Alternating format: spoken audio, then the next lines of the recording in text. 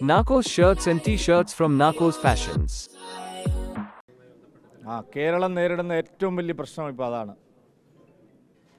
അമ്പലങ്ങളിൽ ഷർട്ട് ഇടണോ വേണ്ടയോ എന്നുള്ളതാണ് ഇപ്പോൾ കേരളം നേരിടുന്ന ഏറ്റവും വലിയൊരു പ്രശ്നം. മുഖ്യമന്ത്രി അടിയന്തരമായി പരിഹരിക്കേണ്ട ഒരു പ്രശ്നമായി കണക്കാക്കിയിരിക്കുന്നത്. ഏത് ലോകത്താണ് ഈ പിണറായി വിജയൻ ജീവിക്കുന്നത്?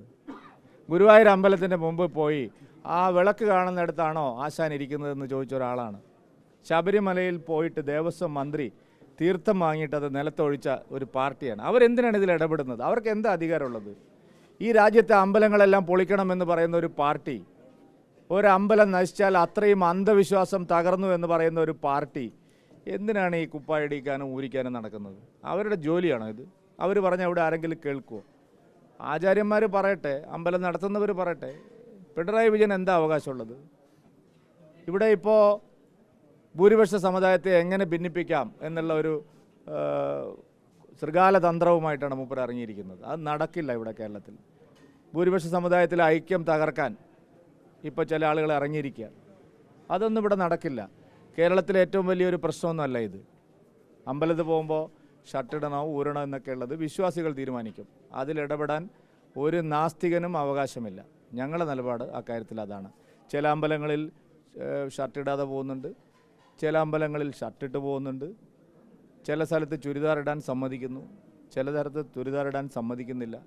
നിങ്ങൾ ആലോചിച്ച് നോക്ക്, 25,000-30,000 റുപ്യയുടെ ചുരിദാർ ഇട്ടിട്ട് അതിൻ്റെ മുകളിൽ നല്ല കറുത്ത തുണി, കേരളത്തിൽ ഇന്നേ വരെ ആരും ഇടാത്ത ഒരു വേഷം, എങ്ങനെ 10-15 കൊല്ലം കൊണ്ട് കേരളം ഈ ഒരു വേഷ സംസ്കാരത്തിലേക്ക് മാറിയത്?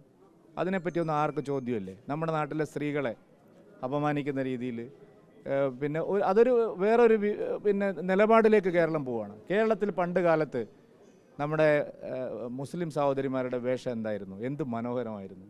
ഇന്നിപ്പോൾ എല്ലായിടത്തും ഒരു പ്രത്യേക വേഷം അടിച്ചേൽപ്പിക്കുകയല്ലേ. പിണറായി വിജയൻ ഒരു അക്ഷരം അതിനെക്കുറിച്ച് മിണ്ടുന്നുണ്ടോ? ഹിന്ദുക്കളെ അമ്പലത്തിൽ കുപ്പായ ഊരണോ ഊരണ്ടയോ ഇതൊക്കെയാണ് പുള്ളി ആലോചിക്കുന്നത്. അതൊന്നും നടപ്പില്ല ശ്രീ പിണറായി വിജയൻ. കാരണം നമ്മുടേതൊരു ബഹുസ്വര സമൂഹമാണ്. എല്ലാ മതങ്ങളെയും പഠിപ്പിക്കാനാണ് നിങ്ങൾ വരുന്നതെങ്കിൽ ഞങ്ങൾ അതിനെപ്പറ്റി ആലോചിക്കാം. ഒരു കൂട്ടരെ എല്ലാ കാലത്തും പഠിപ്പിക്കാൻ ചില ആൾക്കാർ ഇറങ്ങിയിരിക്കാം. ബാക്കി ഇവിടെ എന്തായാലും കുഴപ്പമില്ല.